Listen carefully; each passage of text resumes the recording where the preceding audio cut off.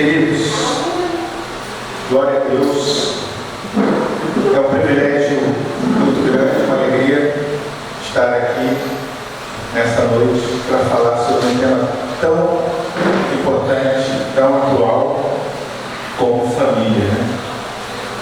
E quando eu recebi o convite da apóstola, um tempo atrás, essa palavra ardeu no meu coração, porque eu, que tenho trabalhado com casais já há alguns anos, eu tenho um carinho muito especial por esse tema, família.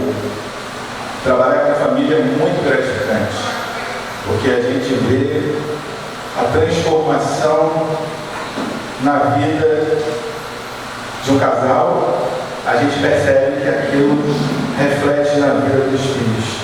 Isso para a gente é uma alegria muito grande. E nós, como pais, como família, pai e mãe, nós somos um referencial para os nossos filhos. Nosso modo de viver, nosso modo de agir, vai determinar o futuro dos nossos filhos. Então esse tema é um tema muito importante. Então, comecei a buscar o Senhor e essa primeira parte que o Senhor colocou no meu coração foi uma palavra que Ele colocou para essa noite. Eu não sei ainda bem como nós vamos evoluir, mas eu creio que a cada aula o Senhor vai colocar no meu coração a palavra que eu vou ministrar. E a primeira coisa que veio à minha mente é a gente entender, e é o que nós vamos fazer nessa noite, entender que família, o que é família? A base do nosso ensino é a gente entender que família é um projeto de Deus, como eu coloquei no plano. Família foi algo que nasceu no coração do nosso Pai.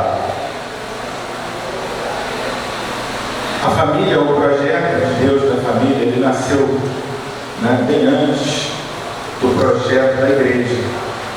A família foi a primeira unidade, primeira comunidade que o Senhor estabeleceu. E é o que a gente vai ver aqui nessa noite. A gente vai ver na palavra por que família é um projeto de Deus. Então eu vou pegar alguns textos e nós vamos meditar juntos nesses textos. Eu vou pedir a vocês que estejam me acompanhando. Eu vou pedir a apóstola para orar e consagrar a nossa aula nessa noite para que o Senhor tome a direção do nosso estudo. Amém? Pai, nós estamos aqui na escola do Espírito. E eu acredito que o Senhor tem nos guiado em cada tema que nós temos ministrado aqui no nosso seminário. Em cada professor que tem ministrado. E agora o Senhor deu a direção do pastor Paulo ministrar sobre família. E nós queremos entregar a aula de hoje e todo esse módulo em tuas mãos. A família é projeto do Senhor. E não tem ninguém mais interessado que nós vivamos bem uma família estruturada do que o Senhor.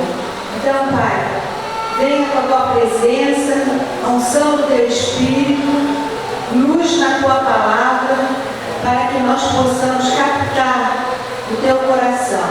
Abençoe o pastor Paulo na aula de hoje, em todo esse módulo de ensino, Pai, que ele seja guiado pelo teu Espírito em cada assunto a ser ministrado aqui.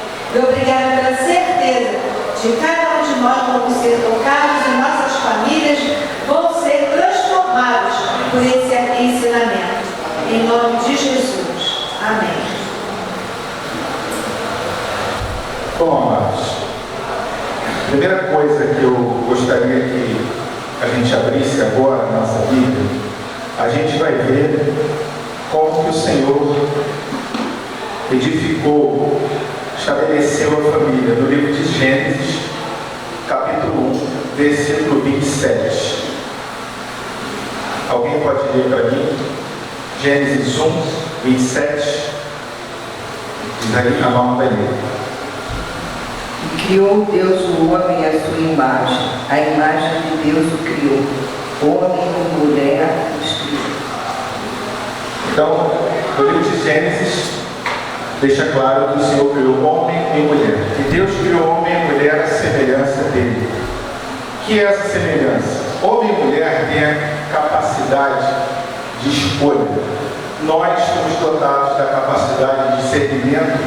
Deus dotou cada um de nós da capacidade de inteligência e de fazermos as nossas próprias escolhas. Nós podemos escolher o bem, podemos escolher o mal. E o Senhor fez cada um de nós com essa capacidade. Nós somos seres completamente distintos, né? Eu posso reagir a alguma situação de uma determinada maneira, e posso reagir de uma maneira positiva e posso reagir de uma maneira negativa. E essa escolha, cada um de nós tem a capacidade de fazer.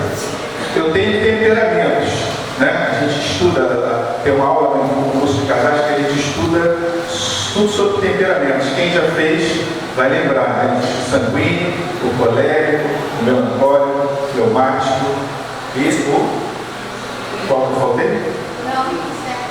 Aí os 5, né?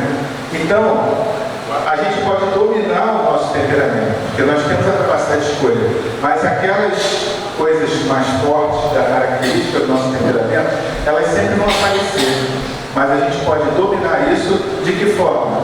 Se a gente se encher do Espírito Santo. Porque o homem natural, ele vai sempre tender para reagir. A gente tem aquela reação. Então, se o cara é colérico, por qualquer motivo, ele já explode. Ele já fala de uma maneira grossa, estúpida, mas o temperamento, ele, né? Cada um de nós tem um temperamento. A gente tem limitações, coisas que a gente são características pessoais de cada um de nós. Mas é o Espírito Santo que nos capacita para nós dominarmos a nossa própria vontade. Então, hoje, por exemplo, eu tive uma reunião, né, com sócios da minha empresa. Eu tenho um sócio que ele é extremamente nervoso, colérico. Então eu falei, ó, você precisa, na hora de trato com o cliente, deixa que essa parte eu faço, porque eu sou assim mais comercial, eu tenho mais estrutura e tal. Então, cada um de nós precisa entender que nós temos limitações, mas existem áreas que a gente tem mais capacidade. Existem coisas, características que ele tem, por exemplo, que eu não consigo ter. É aquele cara detalhista, né, que faz uma proposta muito bem elaborada, que sabe escrever. Eu já sou aquele cara mais prático. Se eu vou fazer um orçamento, eu faço da forma mais objetiva possível. Ele não, ele já dá aquela floreada, então ele faz um relatório, né, de serviços, mostrando as fotos, cada detalhe. Então eu falei, olha, eu não estou te desmerecendo, eu não estou te desvalorizando, mas eu quero dizer para você, faça aquilo que você faz melhor e deixa que eu faço aquilo que eu sei que eu sou melhor.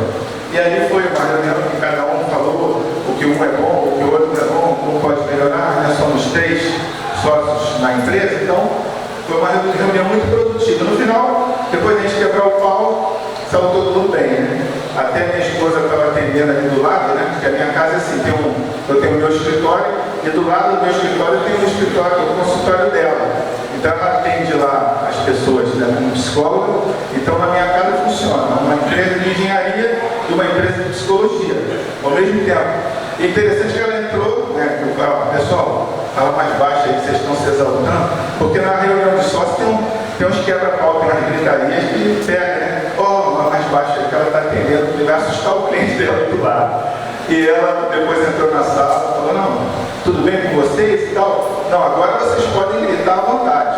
Eu falei, podemos gritar? Então tá bom, pessoal, agora pode soltar o verbo aí. Mas foi só para descontrair. Então, gente, a gente vê aqui nesse primeiro texto que diz que homem e mulher os criou. Qual o ponto que eu quero destacar aqui?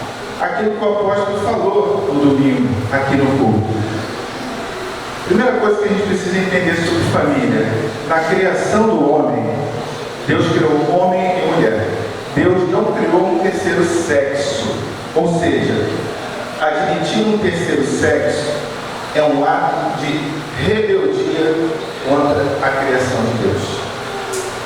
Se Deus fez homem e fez mulher, só o admitir um terceiro sexo, uma terceira opção, já é um ato de rebeldia contra a criação de Deus.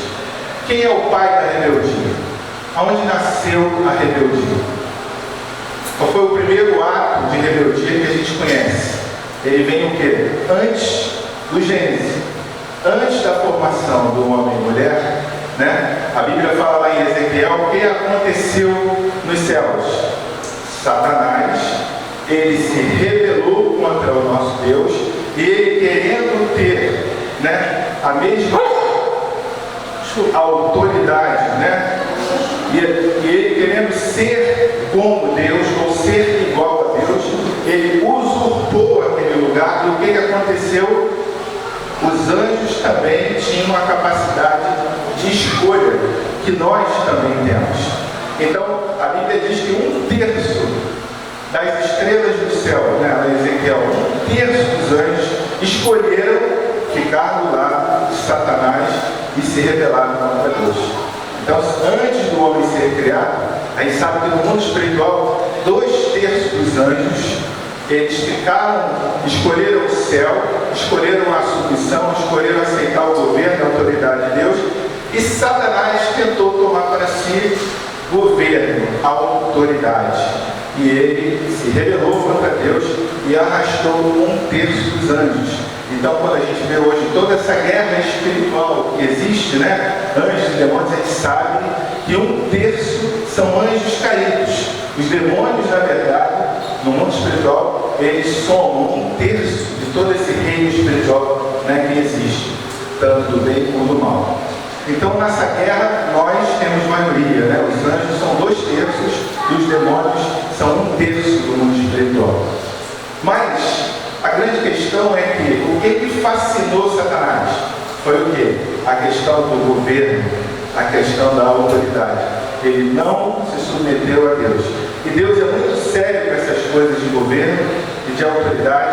E a gente vai ver que na família, Deus estabeleceu princípios de governo e autoridade que a gente precisa entender, que a gente precisa compreender, que a gente precisa viver para que a gente possa ter na nossa família a plenitude, aquilo que Deus planejou para você. Então existem questões na sua família que ferem os princípios de Deus que você precisa entender para você, conhecendo, você poder lutar contra isso. Se submeter, né, à vontade de Deus e pedir para que o Senhor faça o quê? A restauração da sua família. Restauração familiar é um assunto que a gente vai tratar mais à frente. Nesse início a gente vai conhecer os princípios. Depois a gente vai falar um pouco sobre restauração, como é esse processo, o que precisa acontecer. Mas fica claro que o terceiro sexo é rebeldia contra Deus. Amém? Eu gostaria que a aula fosse o mais participativa possível. Então, quem quiser compartilhar, quem quiser falar, quem quiser contar uma experiência, pode levantar a mão, pode falar. Por quê? Eu tenho entendimento que a cura, ela está no corpo. A gente que lida lá no encontro de casais, a gente vê que muitas vezes, quando a gente coloca uma questão, a gente se surpreende com aquilo que sai do grupo, né? Que, de vez em quando, casais sabem. E a gente fica surpreso como que Deus usou aquela pessoa. Então, se você tem alguma coisa que você quer contribuir, por favor, contribua. Porque o objetivo nosso aqui é a gente ter liberdade e dar liberdade ao Espírito para que ele passeie em nosso meio. E Deus pode usar você. Por isso, fale quando você sentir o desejo de falar. O microfone vai ser cedido para quem quiser contribuir. Amém? Então a gente viu que, primeiro ponto, Deus criou homem e mulher, não existe terceiro sexo, e o pai da rebeldia é Satanás. Segundo ponto que eu queria destacar, eu queria que alguém abrisse Gênesis 2:15. Primeiro ponto. Homem e mulher. Homem e mulher. Não reparem a minha letra, tá? Por favor. Gênesis 1:27. 1:27. Segundo ponto, a gente vai ver agora. Alguém lê para mim, por favor. Gênesis 2:15. Tomou, pois, o Senhor Deus ao homem e o colocou no jardim do Éden para o cultivar e guardar. Obrigado. Tomou, pois, o Senhor Adão, colocou no jardim do Éden para o cultivar e guardar. Então, esse texto diz que, primeiramente, foi criado Adão. Deus criou primeiro Adão. Adão, primeiro, é o Gênesis 2:15. Deus, primeiramente, criou Adão. O que isso diz para a gente? Adão foi criado antes de Eva. Primeiramente, Deus criou Adão. Existe uma posição de superioridade de Adão pelo fato de ele ter sido criado primeiro? Não, porque homem e mulher, nós somos iguais diante de Deus. Mas Deus criou primeiramente Adão e depois Deus formou Eva. Depois que Deus criou Adão, a gente pode dizer que quando Deus criou Adão, a obra de Deus estava incompleta? Não. O que eu estou querendo colocar? O homem, por si só, na sua intimidade, no seu relacionamento com Deus, ele precisa de uma mulher para ser um ser pleno, para ser um ser feliz, para ser um ser satisfeito, para ter a plenitude na sua vida? Sim ou não? O que vocês acham? O homem precisa da mulher para ele ser um ser completo. Deus criou Adão completo? Não, o homem não precisa da mulher. Aqui a gente quer destacar que quando Deus criou primeiramente Adão, Adão foi uma obra completa. Adão era um ser em si, e em si mesmo ele tinha toda a capacidade, toda a condição de ser um homem pleno e feliz diante de Deus. A gente quer dizer o seguinte: o homem solteiro, o homem que não se casou, ele sendo cheio do Espírito Santo, ele é um homem pleno, ele é um homem feliz. Amém? Ou seja, se você é feliz sendo solteiro, e se você tem o Espírito Santo e você é pleno, você é um ser pleno e completo. Adão foi criado. Na verdade, Adão não sentiu a necessidade de Eva. Quando Deus olhou para Adão e viu que Adão estava só, ele percebeu que queria completar. Então, essa decisão foi de Deus.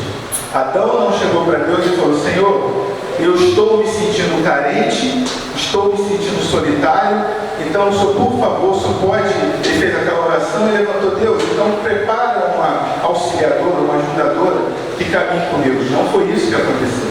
Adão era um ser completo e pleno quando Deus decidiu que iria completar a conta. Ou seja, nós podemos ser felizes na nossa própria individualidade.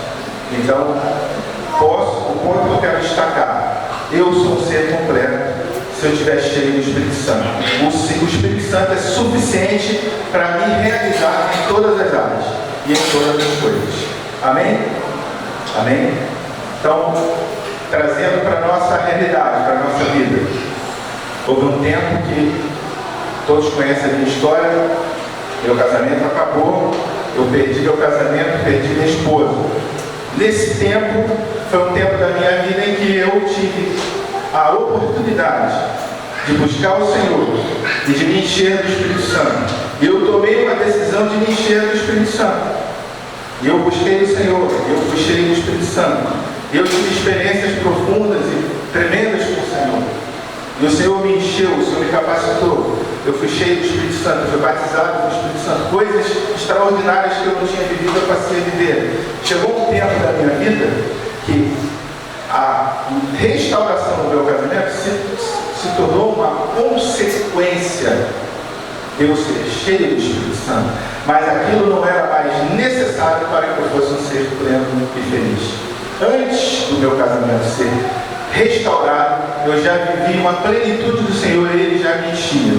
O que eu quero dizer é que ainda que meu casamento não fosse restaurado, eu seria feliz com aquilo que eu tinha alcançado de intimidade com Deus. Então nós podemos ser plenos, independente das circunstâncias, independente da gente ter a nossa família completamente restaurada, independente de tudo à nossa volta estar funcionando perfeitamente bem. A nossa felicidade, a nossa plenitude, ela está em Deus. e na nossa intimidade com Ele. E ela é suficiente para a gente ser feliz. Amém? Então, quando Adão foi criado, Adão era um ser pleno, era um ser feliz. Então, aqui havia uma plenitude de Adão. Plenitude.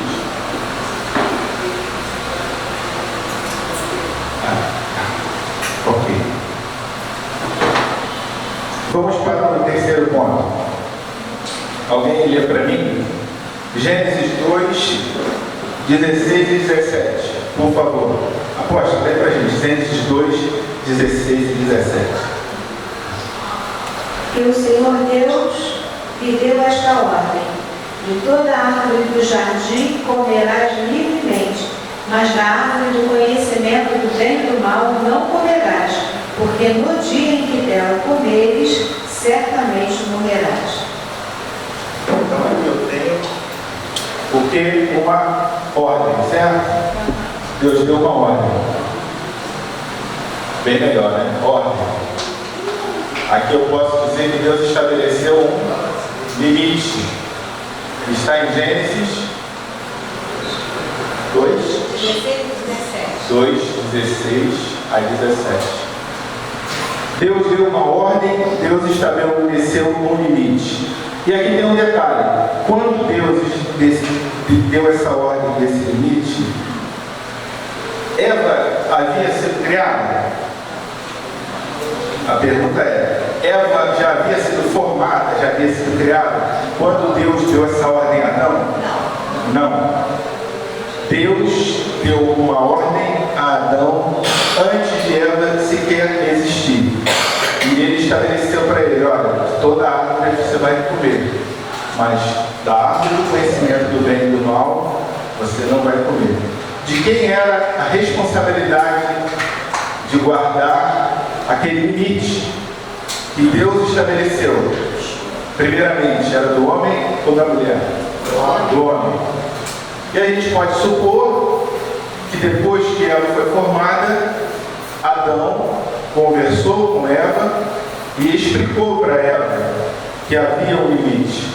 Por que a gente pode supor isso? Porque no contato da serpente com Eva, quando a serpente leva Eva diz para a serpente que Deus havia estabelecido um limite. Então Eva tinha o conhecimento do limite, tinha o conhecimento da ordem que tinha sido dada ao seu marido.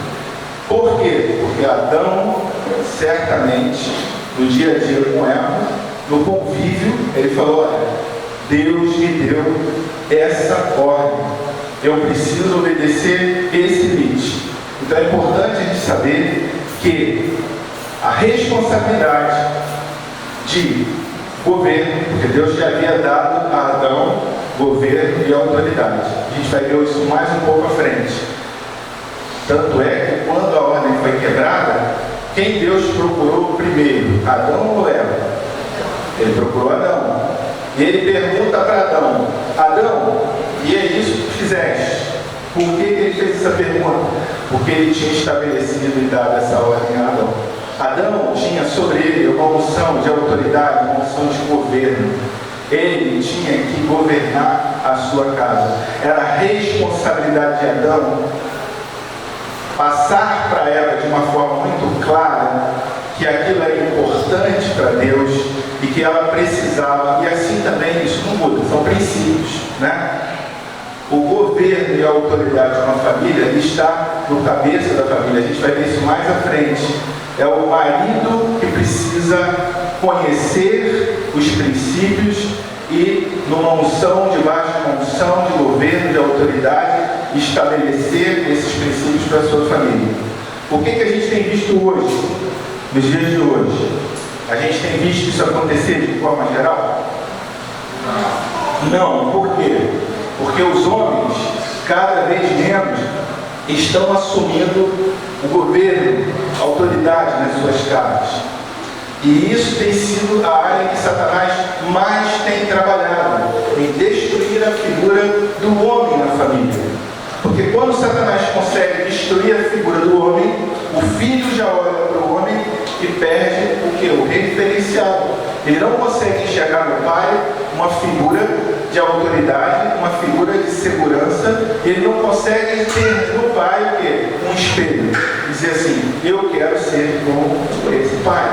E por perder a admiração desse pai, muitas vezes esse filho começa a fazer o quê? Admira mais a mãe do que o pai.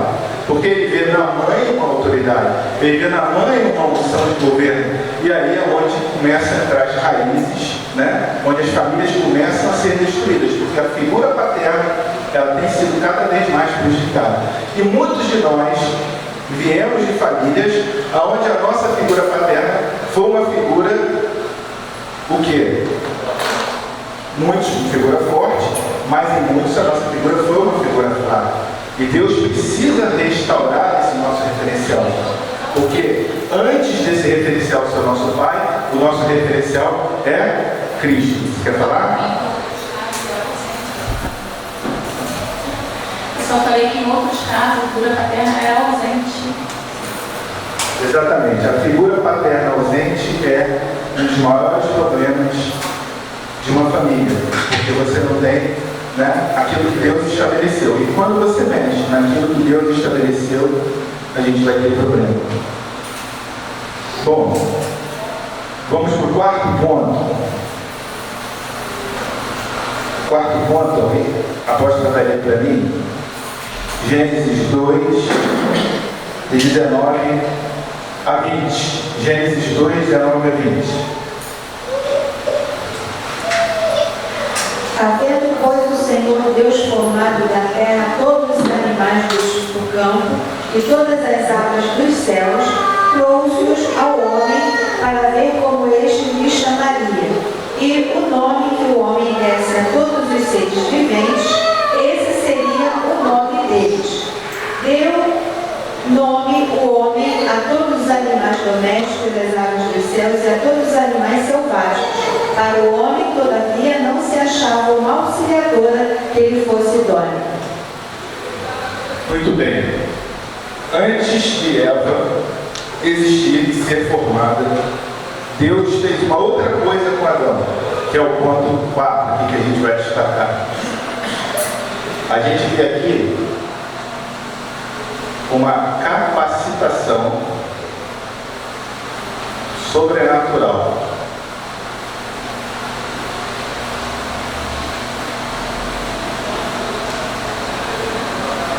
Deus dotou Adão de uma inteligência superior e sobrenatural.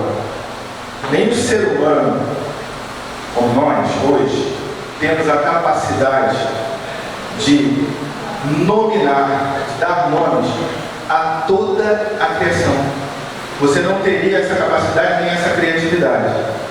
Dá para a gente imaginar que Adão era um ser tão superior e tão capaz antes da queda, que ele tinha essa inteligência sobrenatural. Há quem diga que na queda do homem, o homem perdeu 90% a 95% da sua capacidade de inteligência. E que tem muita coisa dentro de nós, né, de inteligência, que ela está presa. A gente percebe que existem pessoas mais inteligentes? Claro que a gente percebe. Eu vou puxar a sardinha aqui para o meu peixe. Eu tenho um filho que eu fico impressionado com a inteligência dele. Meu filho tem uma capacidade de reter as coisas, minha mulher sabe disso. Ele fez medicina e parou no 4º ano de medicina e depois foi fazer engenharia. E hoje ele se formou em engenharia de controle e automação. Mas se um médico parar para conversar com meu filho, ele consegue discutir assuntos. E eu não sei como ele consegue reter aquilo, porque ele nunca mais praticou medicina, mas ele conversa com o médico como se fosse um médico. Ou seja, ele consegue reter muita coisa, a gente fica impressionado com isso. Então Deus nos deu dons. Ele pode ter dotado você de uma inteligência, de uma capacitação maior do que o outro. Mas a Adão, Deus deu uma capacidade muito sobrenatural. Eu até tenho um pensamento, que é meu, isso está na Bíblia, mas eu acho que Adão, ele devia ter, além da capacidade intelectual e inteligência, ele tinha uma capacidade extraordinária que é física. Porque a gente vê que Deus deu a ele governar, cuidar de todo o Éden. Que a Bíblia fala que ele era do rio Eufrates até o rio tal, quer dizer, era uma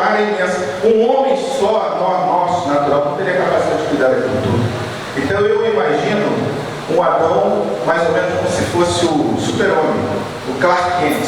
Ele saía, cuidava de tudo, tal, voltava, terminava na viração do dia e ia ter o seu encontro com Deus. Mas ele devia ser um cara assim, e aí perdeu depois com a queda. Mas isso é uma... Não vai dizer que eu disse isso, tá na Bíblia que não está não. Isso é uma coisa pessoal. Eu entendo que o homem perdeu muito da sua capacidade, mas Deus capacitou o homem de uma forma sobrenatural para que ele pudesse governar. Aqui a gente vê mais uma vez, né, a autoridade, a inteligência e a capacidade, a unção de governo. Adão dotado de uma capacitação superior, de uma capacitação sobrenatural. Adão era um homem sobrenatural. Vamos para o ponto 5. Eu vou pedir que a apóstola me ajude a ler Gênesis 2, 18.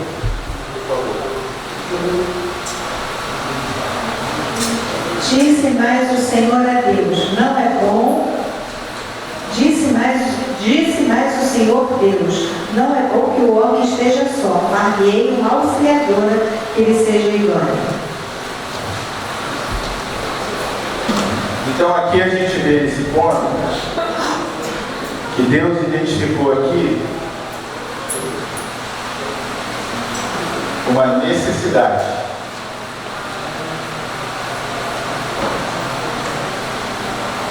É Gênesis 2, 18. Essa necessidade é de uma auxiliadora.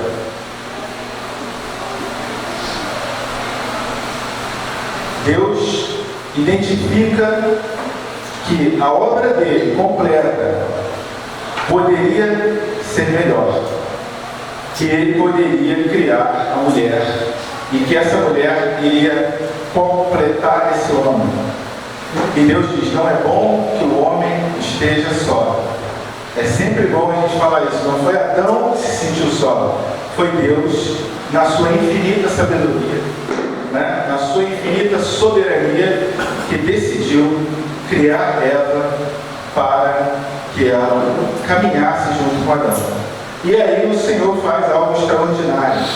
Ele cria a mulher, né? Esse ser extraordinário, esse ser que nós homens precisamos a cada dia aprender a conhecer mais um pouquinho, né? A gente tenta, mas é complicado. E aí que a coisa começa a ficar legal. Por quê? Homem e mulher, eles são criados por Deus com características diferentes. E isso é o que é mais extraordinário numa relação. Porque nós, sendo diferentes, a gente precisa aprender a conviver um com o outro com as nossas diferenças. O que eu acho interessante, fazendo aqui um parênteses, é quando eu vejo muito isso quando eu percebo e olho para os homossexuais. Sempre que eu olho para um casal homossexual, eu vejo eles usando o mesmo tipo de calça, o mesmo tipo de tênis, o mesmo tipo de blusa. Parece que são irmãos gêmeos andando. Por quê? Não sei se vocês já perceberam isso. Se a calça é apertadinha, o outro também usa apertadinha. Se a camisa é apertadinha, o outro também usa apertadinha. Se é coloridinha, do outro também é coloridinha. Eles procuram achar o quê? Uma similaridade. Eles procuram no outro achar a própria identidade. Quando, na verdade, o homem só pode se completar quando ele tem alguém diferente dele e que desafia ele a cada dia a ele aprender com aquela pessoa. A gente não cresce quando a gente é igual, a gente cresce nas diferenças. Os relacionamentos, marido e mulher, eles vão se amadurecendo com o tempo por causa exatamente das diferenças. Porque eu sou diferente da minha esposa, é que me faz crescer. Porque eu tenho que aprender a andar com ela e fazer as coisas que ela gosta.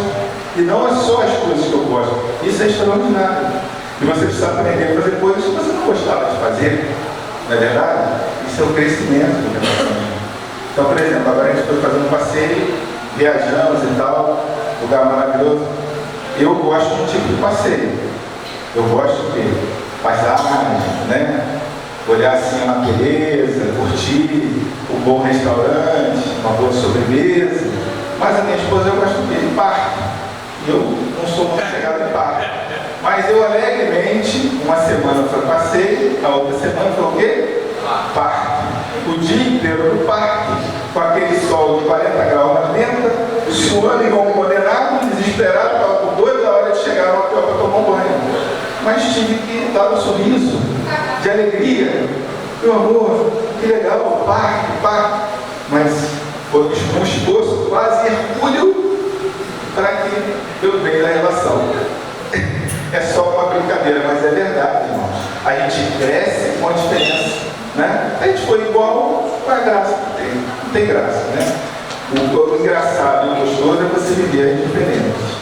Então, irmãos, Deus aqui, paramos aqui, ele identifica a necessidade de uma auxiliadora, uma ajudadora, uma mulher que lhe fosse idônea, companheira, certo? Ponto 6 que nós vamos destacar. Esse é um ponto muito importante. Ponto 6. Ponto 6. Alguém, a apóstola vai ler para mim. Gênesis 2, de 21 a 24. Então o Senhor Deus fez cair pesado sono sobre o homem, e este adormeceu. Tomou uma das suas costelas e fechou o lugar com carne. E a costela que o Senhor Deus tomara ao homem, transformou-a numa mulher e lhe a trouxe. E disse o homem: esta, afinal, é osso dos meus ossos e carne da minha carne. Chamar-se-á varoa, porque porquanto do varão foi tomado. Por isso deixa o homem pai e mãe e se une à sua mulher, tornando-se os dois uma só carne. Aqui Deus faz algo extraordinário. O que ele faz? Ele dá primeiro ensino sobre unidade. Porque ele tira da costela de Adão, ele forma Eva. Ele tira uma medida de Adão, uma parte de Adão, e forma Eva. Deus poderia ter criado Eva de outra forma. Como que ele fez com Adão? Ele pegou o pó da terra e do pó da terra ele fez Adão. Ele poderia ter pegado lá, né, o pó da terra e ter feito Eva. Ele tinha poder para isso? Claro. Mas por que Deus tira um pedaço de Adão da costela para formar Eva? O que Deus estava nos ensinando? Deus estava pela primeira vez nos ensinando um princípio que tem que reger a vida de uma família, de um casal. O princípio de unidade, uma só carne. Aqui é onde aparece pela primeira vez uma só carne. Uma só carne. Homem e mulher como uma só carne. Por isso que o homem e mulher que conseguem viver o propósito de Deus, que conhecem e têm revelação do significado de uma só carne, conseguem compreender o princípio da fidelidade. Por quê? Quando um homem ou uma mulher se unem através da relação sexual, o que ocorre ali? Há uma troca de vida, há uma troca de sangue, há uma troca de sêmen. Ali eles estão fazendo o quê? Eles estão se tornando um só. Tanto é verdade que o próprio apóstolo Paulo diz que um homem que se une a uma prostituta, ele se torna um com ela. Ou seja, qualquer mulher que você se deitar, você vai se tornar uma unidade com ela. Significa dizer que aquilo que está, né, na vida daquela mulher vai passar para você e o que está na sua vida vai passar para ela. Ou seja, a sua alma, ela é ligada, uma ligação de alma entre homem e mulher. Daí a importância de viver uma só carne.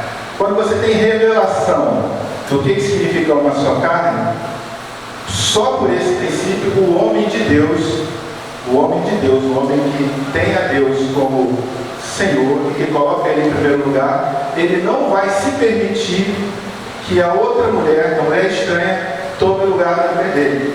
Por quê? Porque ele sabe que esse comprometimento, ele não é só uma relação física, não é só apenas uma troca ali de beijo, de relação sexual, aquilo não acaba ali. Aquela relação sexual, ela traz consequências sérias, porque o ato sexual sexual, na verdade, ele acontece no mundo físico, mas ele acontece também no mundo espiritual. Ou seja, há uma ligação de alma, né? Espíritos familiares são transmitidos, né? Além de várias outras questões, né? Até de doenças, essa coisa toda. Existe a coisa do físico, mas também existe a coisa do espiritual. Então, Deus tira uma medida da costela. E outra coisa interessante, quando Deus tira da costela, Deus está tirando aqui do lado, né? O que significa isso? O que isso nos ensina? Que a mulher vai caminhar ao lado do marido. Ela não vai nem andar à frente, nem andar atrás. Mas aqui está representando também o significado de quê? De mesmo plano, de igualdade. Homem e mulher iguais. Cada um dentro da sua função, mas é da costela. Um completa o outro, uma só carne. Outro ponto. Olha que coisa tremenda aqui nesse ponto.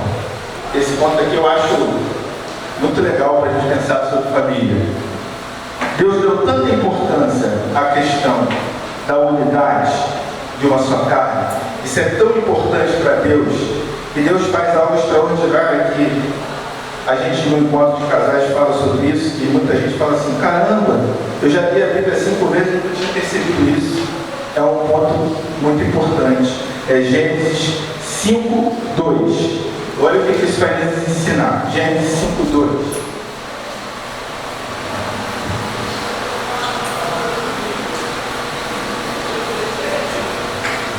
Homem e mulher os criou e os abençoou. Ele chamou pelo nome de Adão no dia em que foram criados.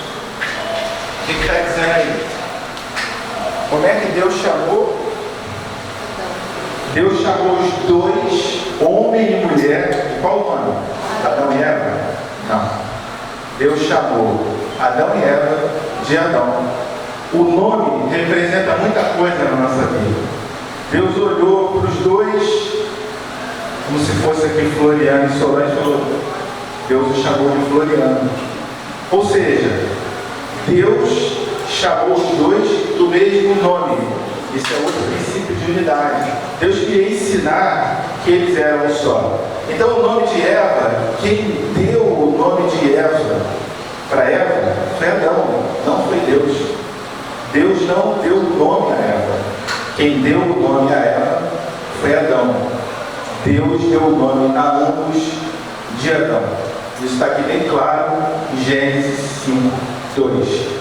Mais uma vez, o Senhor ensinando os princípios deles que são imutáveis, de que Deus não abre mão da unidade. Deus olha para você e para a sua mulher como uma unidade. Deus os vê como um só. Por isso é que os chamou de Adão. Isso é interessante porque muitas vezes nós vamos passar por alguns problemas na vida do casal e a gente acha que o problema que você está atravessando é exclusivamente seu, mas não deveria ser. Por isso que o casal tem que andar em unidade em todas as áreas. Eu me lembro que no tempo da minha vida eu passei por uma situação financeira muito difícil. Todas as portas se fecharam logo depois da restauração do meu casamento. E aí o que aconteceu? A minha esposa começou a bancar a casa. E eu ficava indignada com o tratamento de Deus na minha vida, porque antes do nosso casamento ser finalizado e depois de Deus restaurar, eu sempre fui um cara muito próspero. Eu pagava tudo, então de repente a minha mulher estava pagando. O que Deus estava fazendo ali? Assim que Deus restaurou o nosso casamento, Ele estava me tratando, porque eu precisava entender que quando Deus abençoava financeiramente a minha esposa, Ele estava abençoando a quem? A mim e a ela. Ele nos via como uma unidade. Isso exige uma maturidade muito grande, muitas vezes, da esposa, porque a minha esposa, graças a Deus, ela nunca jogou na minha cara que ela ganhava, que ela pagava as contas. Isso não aconteceu. Tem mulheres que não sabem lidar com essa situação e muitas vezes ganham mais do que o marido, e o que ela faz com o marido? Muitas vezes ela humilha o marido, coloca o marido numa situação de vergonha, e essas são coisas que vão fazendo o que com o casamento? Vão minando o casamento. Por quê? O casamento é para ser o quê? Protegido. E quando você começa a falar do outro, você está fazendo o quê? Você está expondo o outro. Então você foi chamado para proteger a sua esposa, e a sua esposa foi chamada para proteger você. Você precisa proteger a unidade do casamento. É como se você pegasse a unidade como um bem muito precioso e colocasse num lugar muito especial. Você precisa entender que a unidade é o fundamental. Tem muitas pessoas, por exemplo, que falam mal do marido, ou falam mal da esposa, né? Às vezes a Maria deve ter muito isso, na hora de fazer unha, né, Maria? A mulher chega lá e começa a falar do marido. Eu já falei com ele.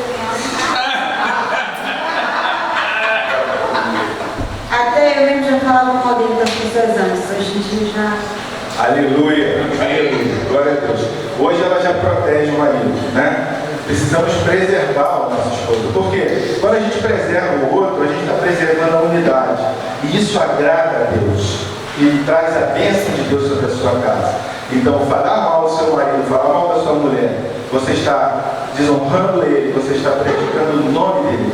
Você tem que zelar, você tem que proteger pelo nome do seu parceiro, do seu companheiro, do seu esposo e da sua esposa. Amém? Então, o mesmo nome demonstra como Deus os via como a unidade de uma só carne. Aleluia. Agora, oitavo e último ponto dessa noite. Eu vou pedir a apóstola para ler para a gente Gênesis 1, 28, para a gente fechar o projeto de Deus. Família. E Deus os abençoou e lhes disse: sede fecundos, multiplicai-vos, enchei a terra e sujeitai-a, dominai sobre os peixes do mar, sobre as aves dos céus e sobre todo animal que rasteja pela terra. Aqui a gente tem o quê? Uma missão, um propósito. Deus estabelecendo um projeto.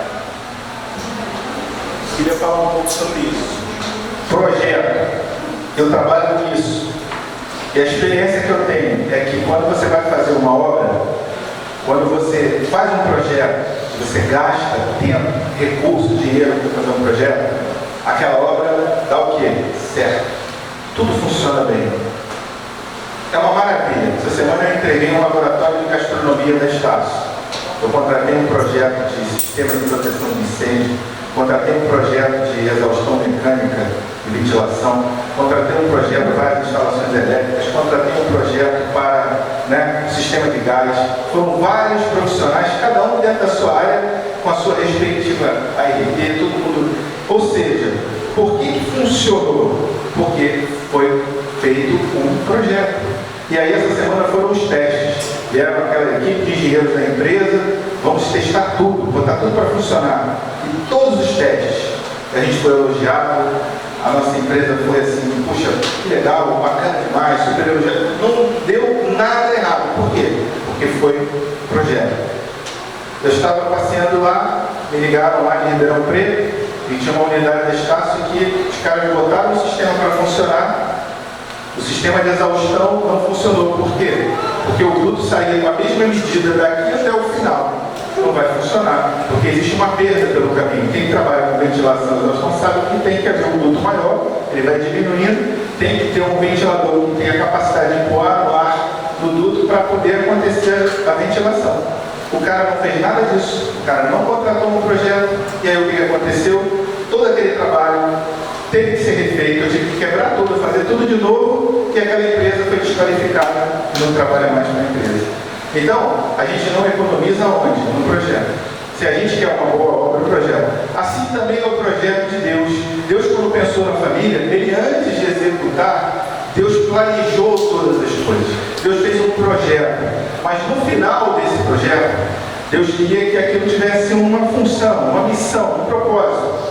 Assim como aquele laboratório tem lá a função de ensinar pessoas, o laboratório de gastronomia, e ensinar os alunos a cozinhar, para formar o quê? Os hotéis, os restaurantes, eles vão estudar para se formar, tá certo?